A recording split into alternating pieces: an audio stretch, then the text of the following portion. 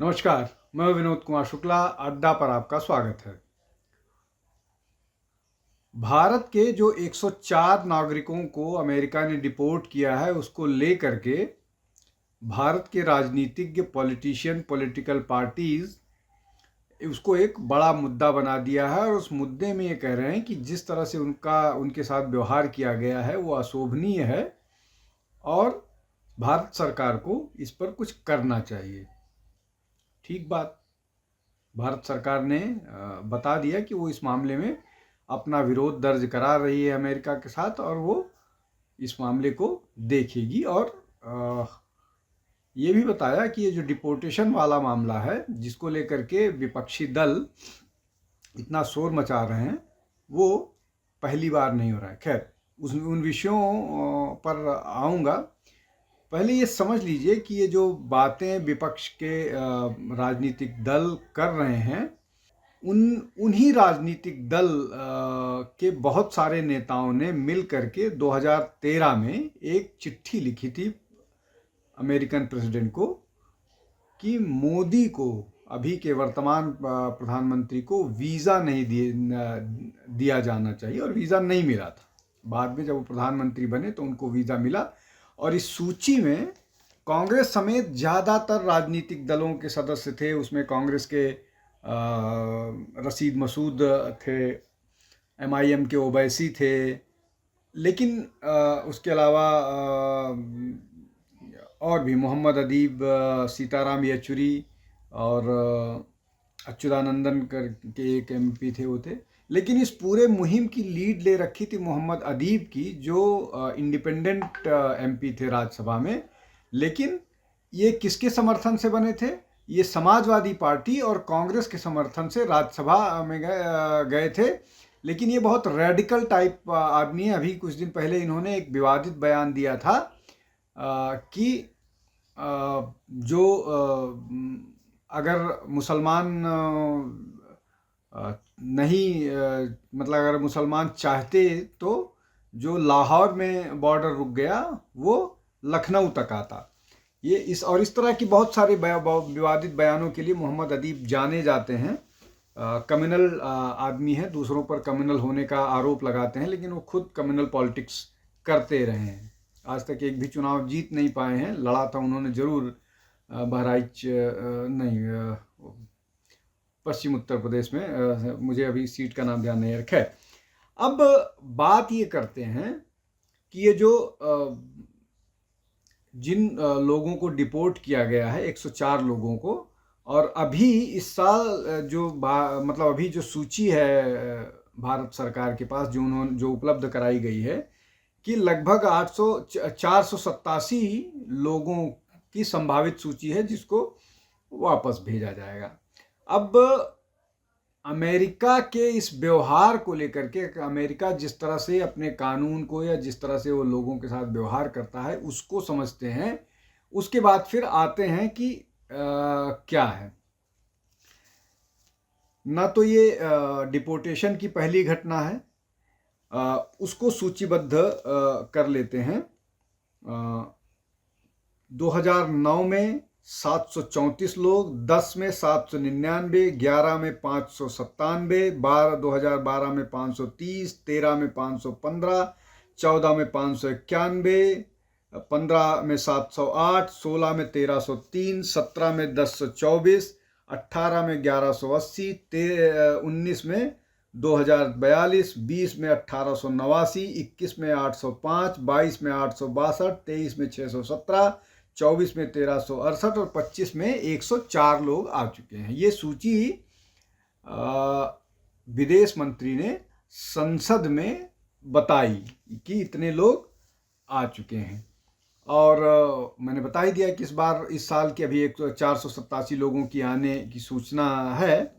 और जो बात हो रही है कि उनको हथकड़ी पहनाई गई, बेड़ी पहनाई गई, रिस्ट्रिक्शन जिसको वो बोलते हैं कि रिस्ट्रिक्टेड वो रहता है, रिस्ट्रेंड रखा जाता है उनको, उसका अपना एक नियम है जो इमिग्रेशन और कस्टम इन्फोर्समेंट करता है, जिसको ICE बोलते हैं। इसके बारे में भी बताया गया है।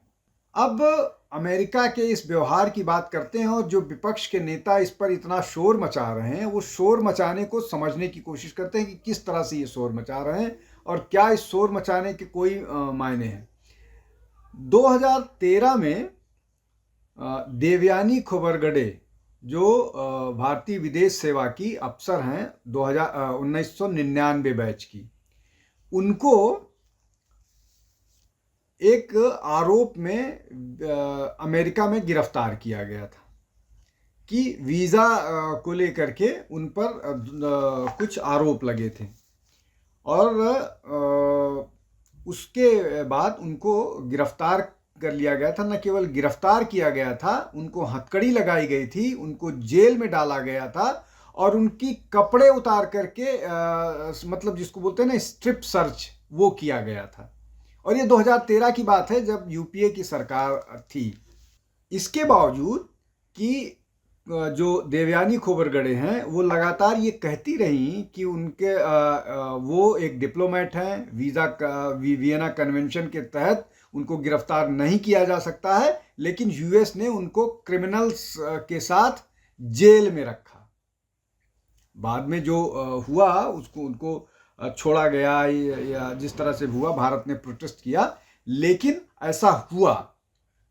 तो ये जो यहाँ बैठ करके जो लोग सिलेक्टिव बात करते हैं, या जो लोग इस तरह की बात करते हैं कि ये जो हो रहा है इंडियन माइग्रेंट्स के साथ, और ये जो इंडियन माइग्रेंट्स हैं, ये जो डंकी रूट से अमेरिका गए हैं, ये सारे अमेरिकी कानून के अनुसार अपराधी हैं। हम जब अपने देश में ये बात करते हैं कि यहाँ पर रहने वाले बांग्लादेशी जो हैं, वो उनको डिपोर्ट किया जाना चाहिए, तो क्या हम बांग्लादेशियों के साथ किस तरह का व्यवहार चाहिए होता है, या कानून सम्मत किस तरह से होता है? हमारे जो विदेशी कानून हैं, या जो जिस देश में है, वहाँ पर हम अपने कानून उस पर कैसे थोप सकते हैं?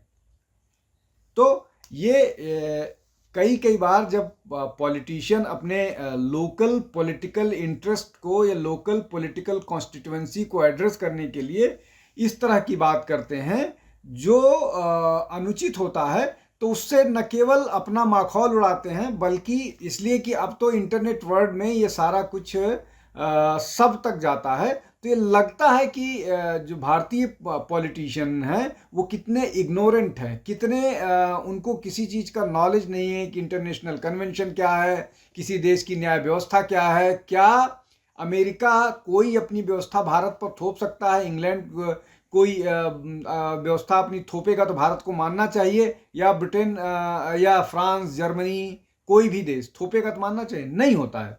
अभी जिनकी मैं बात कर रहा हूँ वो कंबोडिया की भारतीय राजदूत हैं, देवयानी खोबरगडे, वरिष्ठ अधिकारी हैं। अब मैं और लोगों पर आता हूँ कि अमेरिका ने केवल इनके साथ ही नहीं किया है, और भी बहुत सारे लोग हैं जिनके साथ अमेरिका इस तरह की गतिविधियों में रहा है। भारतीय प्रेसिडेंट को, प्राइम मिनिस्टर को, मतलब तब वो मुख्यमंत्री हुआ करते थे गुजरात, नरेंद्र मोदी, उनको वीज़ा डिनाई किया गया, और ये 64 एमपीज ने लिख के दिया था। सोचिए क्या मानसिकता है इन लोगों की, वो उसी मानसिकता के लोग हैं। इसके अलावा 2013 में ही एक और डिप्लोमेट है, मीरा शंकर, उनके साथ भी अमेरिका उसमें दुर्व्यवहार किया गया था, उनके साथ भी पूछताछ और सर्च किया गया था। इसके अलावा जब इनको अखिलेश यादव को और आजम खां कुंभ के बेहतर मैनेजमेंट को, तथाकथित रूप से बेहतर मैनेजमेंट के लिए हार्वर्ड बुलाया गया था, वहाँ पर ये पेपर प्रेजेंट करने गए थे, तो आजम खां के साथ दुर्व्यवहार हुआ था, और अखिलेश यादव कुछ नहीं कर पाए थे। आजम खान को अपना विजिट कट शॉर्ट करके वापस लौटना पड़ा था। शाहरुख खान ने इस मामले पर पूरी एक फिल्म बना डाली। क्या? My name is Khan, I am not a terrorist. Shahrukh Khan ने इस पर, इसलिए कि उनको भी पूछताछ किया गया था, उनके भी कपड़े उतारे गए थे।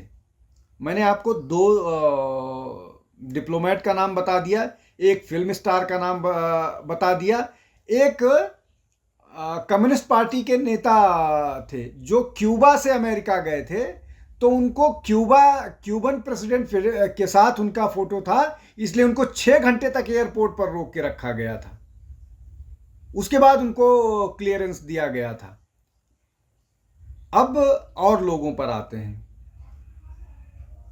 जो ये मैं जिनकी बात कर रहा हूँ, मीरा शंकर की या अखिलेश और शाहरुख, अखिलेश या आजम खां की, ये 2013 की घटना है।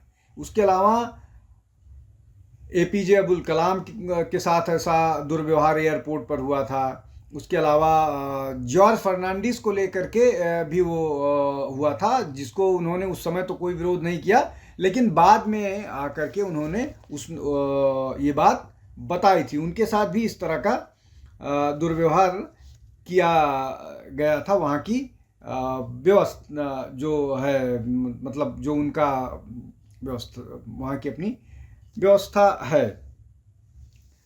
अब इसमें महत्वपूर्ण बात यह है कि जो लोग ये कह रहे हैं कि वीज़ा में गड़बड़ हुआ, और अरे जो लोग वहाँ से आ रहे हैं उनके साथ गड़बड़ दुर्व्यवहार किया गया, उनके साथ हथकड़ी नहीं होनी चाहिए, लगनी चाहिए थी, बेड़ी नहीं लगनी चाहिए थी, उनको निश्चित तौर पर नहीं लगनी चाहिए थी, इनह्यूमन किसी के साथ भी नहीं रहे।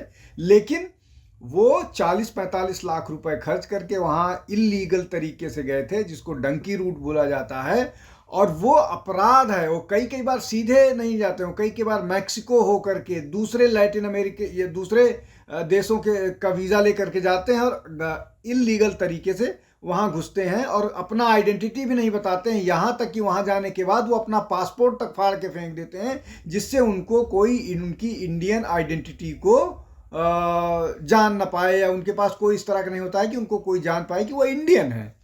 तो इस तरह की गतिविधि में इन्वॉल्व लोगों के समर्थन में सिर्फ इसलिए लोग खड़े हैं भारत के राजनेता कि उनको यहाँ पर अपना पॉलिटिकल भविष्य बनाना है। अपने पॉलिटिकल भविष्य के लिए भारत की इमेज के साथ वो कॉम्प्रोमाइज कर रहे हैं।